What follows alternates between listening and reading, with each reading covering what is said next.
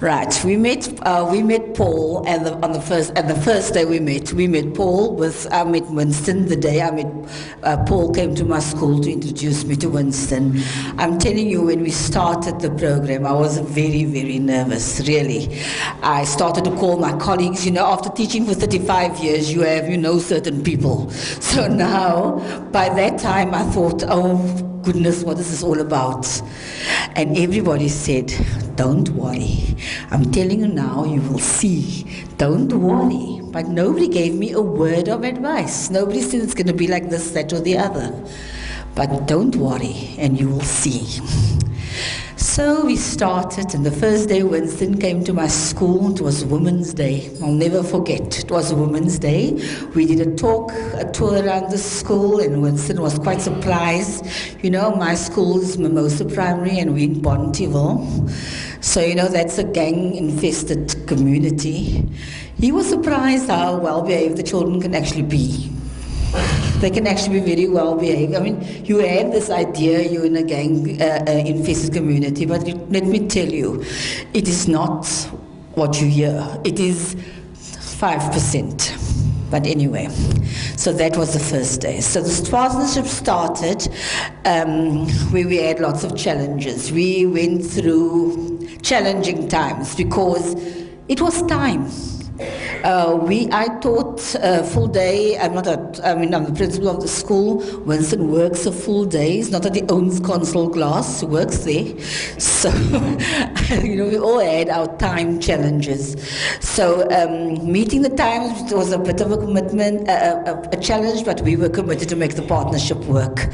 Him being the safety officer at his work was a big plus for us, because we come from this challenging community. Then obviously we will now have, he can help me now set up whatever we need to do where safety was concerned. Right, so we started coming to these sessions. I'm telling you, it's time for COP.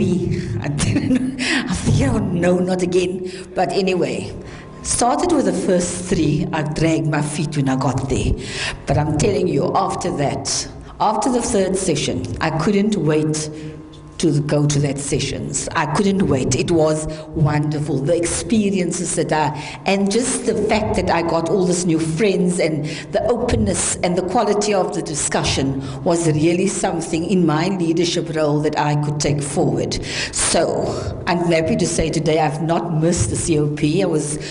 I've been there to every session. I must say that was, for me, that was good. Not missing any sessions. So that was good. There's pictures of us at our, if anybody didn't see this, some pictures.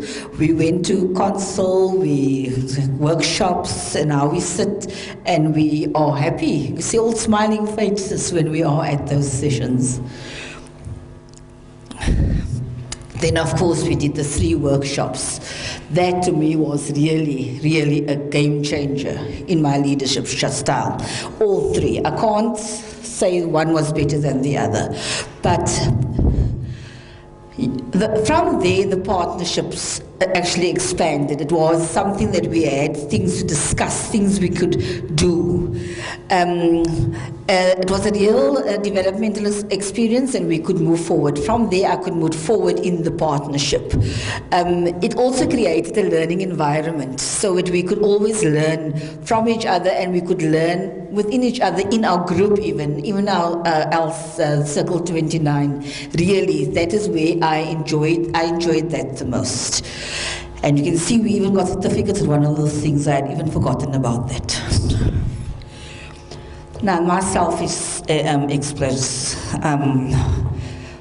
Winston will talk on after this. All right, this slide is more about my journey.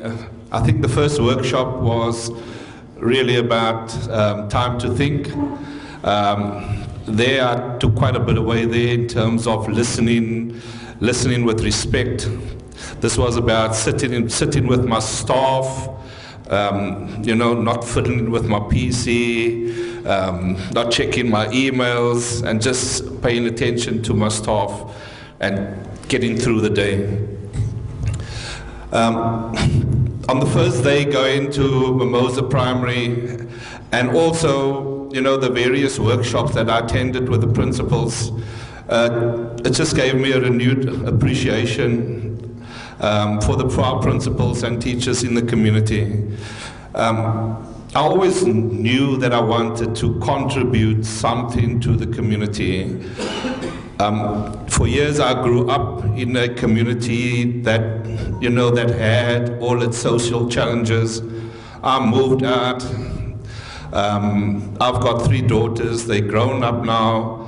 But they never really faced those challenges that the children are facing now, currently in many of our Cape Flat schools.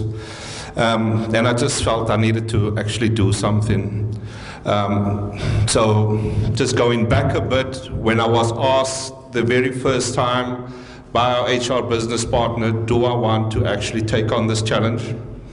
I had no idea really what I want, if how this was going to pan out for me, but I knew I wanted to do something.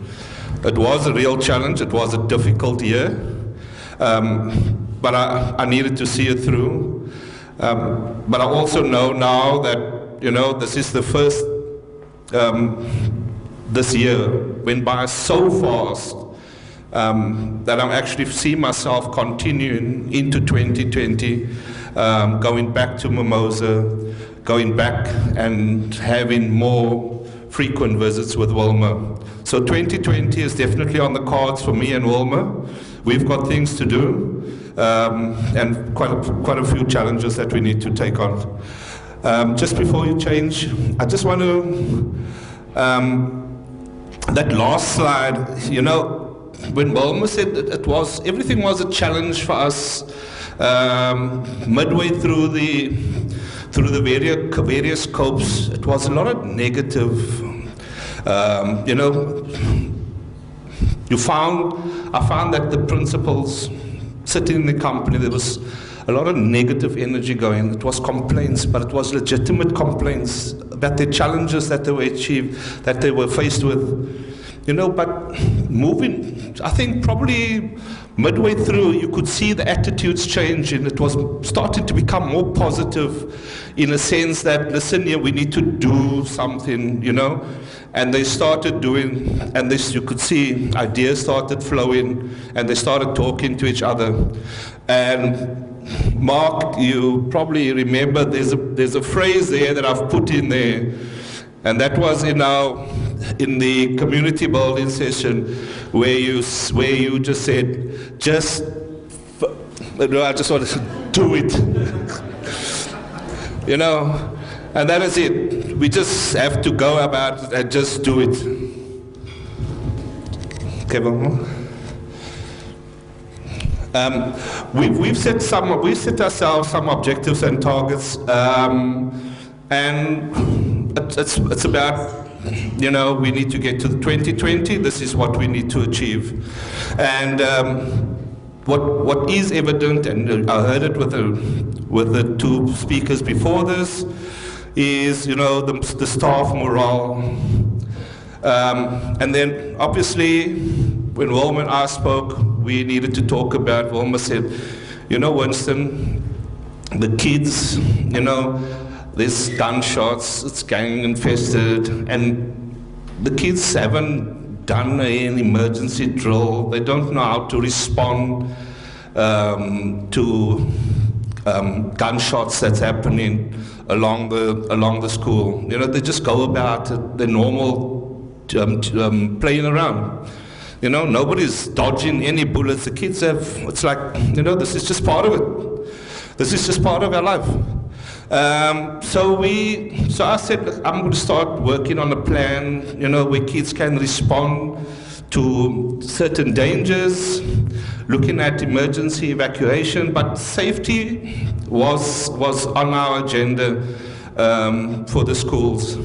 And that is what we plan to do for 2020, is looking at the safety and security at schools, and trying to ingrain a sense of kids need to think a little bit differently than just accepting what is the norm in terms of their social challenges. All right. I was actually just sitting down there trying to prepare some little thank you notes to everyone. First of all, I think on behalf of myself and Wilma, Paul, I think Mark really summed it up. There was times that, you know, I don't know, you just had this weird humor about it. And then, thank you, Graham. As soon as that weird rumor stepped in, and then you obviously came along and just passed some really freakish, or I won't say sick, but because we all enjoyed. So thank you, Graham. Andre, I want to say thank you. Flawless Consulting, that was probably one of, if I could reflect on something for this year, that was one of the workshops that I actually learned quite a bit. And, you know, being an ass, yeah, no, got it. So thank you. Tanya, thank you for being such a wonderful host. I'm sure we're going to enjoy the eats.